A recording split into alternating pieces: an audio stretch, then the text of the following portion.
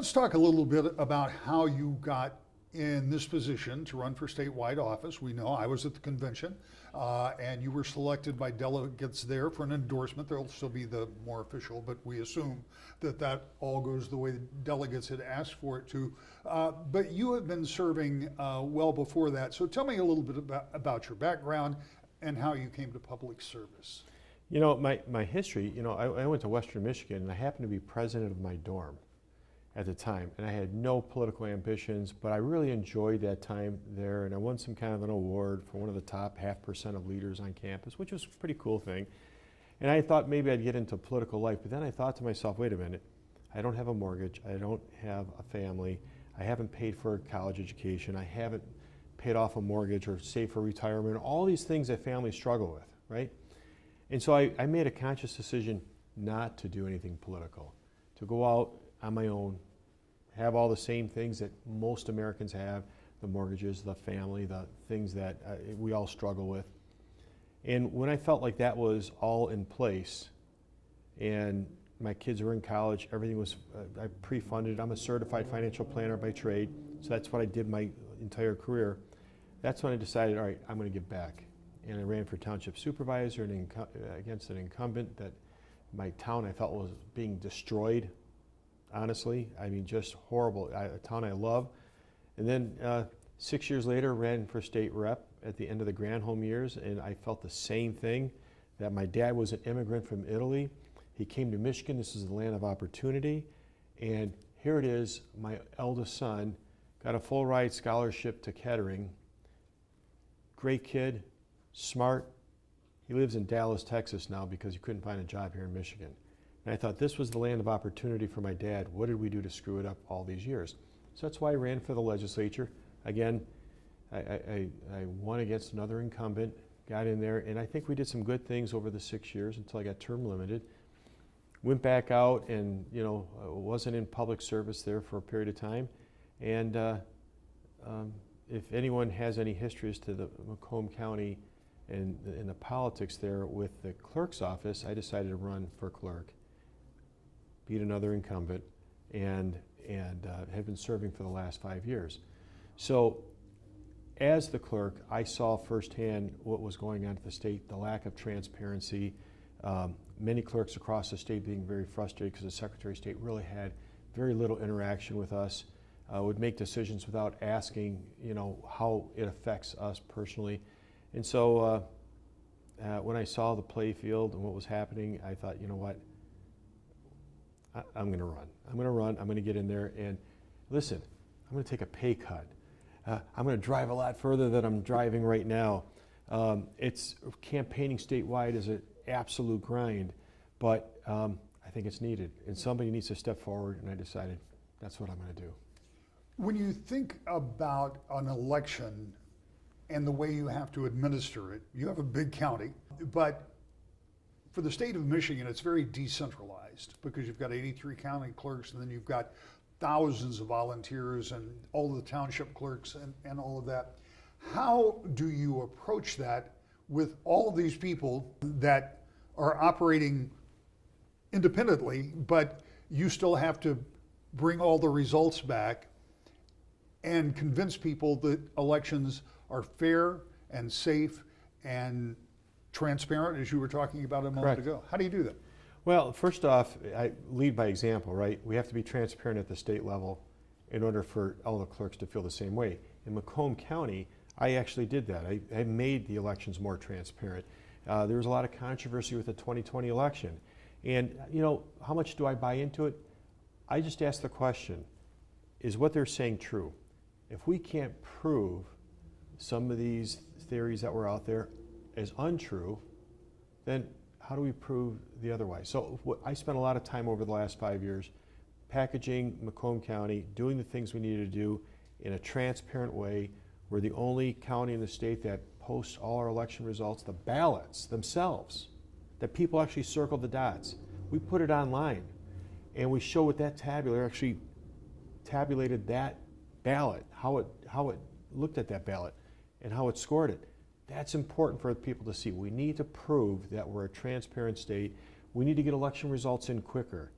There's no reason why it needs to last more than a day would be on the far end, and that's if there's issues. But other than that, they need to be balanced, they need to be fair, they need to be transparent, and I think that's where I'm going with this. And you do it by example. As the third largest county in the state of Michigan, we did it. I'm going to expect everybody to do the same. So when you talk about posting ballots, are you talking about each individual ballot? Yes. How do you do that? So every tabulator has a scanning programming within it, and ours did in Macomb, but we never had it turned on. I thought, well, why is that? Well, there's all these excuses. I says, turn them on. We got a small election. This was early on. Turn them on. And they looked at me like, really? Turn them on. Let's keep images. And so those tabulators are actually scanners, and they can retain the image if you program it to retain the image. Doesn't know that it's your ballot, doesn't know whose ballot it is, it's just an image. So it retains that image, and it shows how that tabulator scored that image. Go to Macomb County website, our elections department, it's Ballot Verifier, it's right up there. It's concerning to me as a political reporter and as a citizen that we have heard so much chatter about elections that are rigged or that they're fixed, really in the absence of any proof that any election has been somehow derailed. What beyond transparency can you do to convince people that their vote is secure and safe? Because that is kind of the underpinning, the foundation of our entire freedoms in society. Rick, you nailed it. We need to be able to provide to the public enough transparency so they themselves, from their own homes, can look at it and say, I can't blow holes through this election. It was done pretty well. But when you see things that are out of protocol, that are not being done properly, and that's where we start running into trouble. In Macomb, there's certain things that weren't proper protocols. Now, I did a forensic audit of our election server, and we understood it a little bit better, and we understood how we can make it better, and that's what I've been doing the last 5 years. So when you have things that, for instance, absentee ballots, are they looked at properly? Because that's probably the weakest link, is when these absentee ballots come in through the mail, who's touched this, where's it gone, and did the clerk sign off on it properly? Was that signature properly supervised and recognized that it's the right person in that ballot? Or was there trouble? When you see in certain communities, the drop boxes where somebody's putting multiple, stuffing the ballot box, if you will, that's concerning. And there's videos and whatnot out there that show that. So we have to take a look at the weakest links of our election system and improve on them, provide more transparency, security, whatever the case is. We need to make it better to prove to the public. And it might take some election law changes, to be honest. Well, let's talk about that, because at the ballot box, people in Michigan decided that we would have early voting, that we would have all of these mail-in ballots. By my estimation, most elections since that started, and by the way, that was around the time of COVID, and there was some concern about people going and congregating, I get that. But about half of all ballots are cast before Election Day. That changes, and this is not a reason for concern, I don't think, but that certainly changes the dynamics of campaigning 100%. and the way elections are run. But it also does create that issue where you have as many as 50% of those ballots that have come in, and I guess they can be processed now, but you still can't, finalize them. Right. So are those some of the things that you would look at that you would change? First off, I think early voting is a good thing. For those that like to come on Election Day and put their ballot in, they've been disenfranchised with these other laws.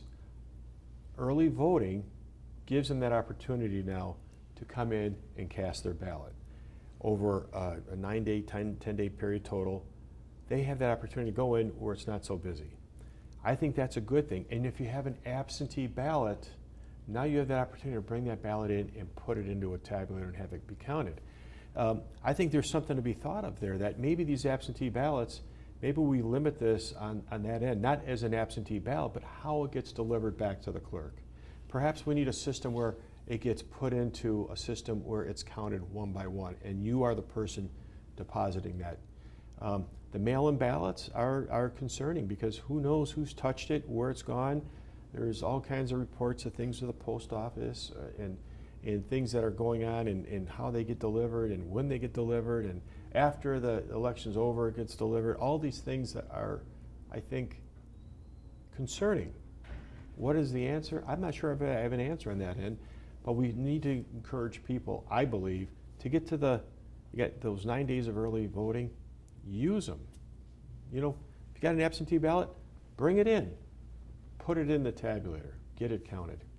But there are many people that vote, and for 2 years they don't think about voting. Maybe for 4 years they don't think about voting. Sure. And they go back to vote, and they go into their primary, and they recognize that, oh, I like this person on this side, and I like this person on this side. Now you're talking Macomb County language. Well, yeah, I mean, but I think it happens everywhere. People forget. So how much of the job of Secretary of State, or as a county clerk for that matter, is just not even education, but just refreshing people and making sure they know the rules? Because sometimes if they don't follow the rules, they feel like they're being disenfranchised, when in fact it's just someone enforcing the rules. This is, many people complain because they realize they got to vote one way or the other, and then they may even ask an election workers, you know, how come I can only do one side? And how many ballots get not counted in the absentee world because they mail them in and they end up not getting counted? That's why as you have an absentee ballot, the advantage of bringing it in yourself, you put it into the tabulator, and if you made a mistake, it'll say, hey, you made a mistake. Would you like to correct it? And you have an opportunity to take that ballot back, make the fixes, and put it back in. That is probably the biggest problem out there is in the absentee counting board, they just get kicked out if they violated the rules. Yeah, and if you're in person and you have a spoiled ballot, you can fix it at that point. And I guess that when you think about the amount of changes we've had in the last 6-8 years in voting, there is understandably some confusion about it. But the most important part of that process is making sure that the people who are voting understand how they vote. Is there a process? I mean, I received something in the mail, my transparency, and it was someone trying to get me to vote for someone, but in the guise looking somewhat quasi-official about making sure I signed up for my absentee ballot. Should there be some guardrails on what campaigns can do when it comes to advocating for absentee ballots? You know, with virtually everybody, and some might argue more than the voting population, is registered to vote already, which throws some concern why this is the case. I think there is all these campaigns to register people to vote. I think most everybody is registered to vote now. So I don't know if that's going to be a passing fad or if there's something deeper about that process that's a problem.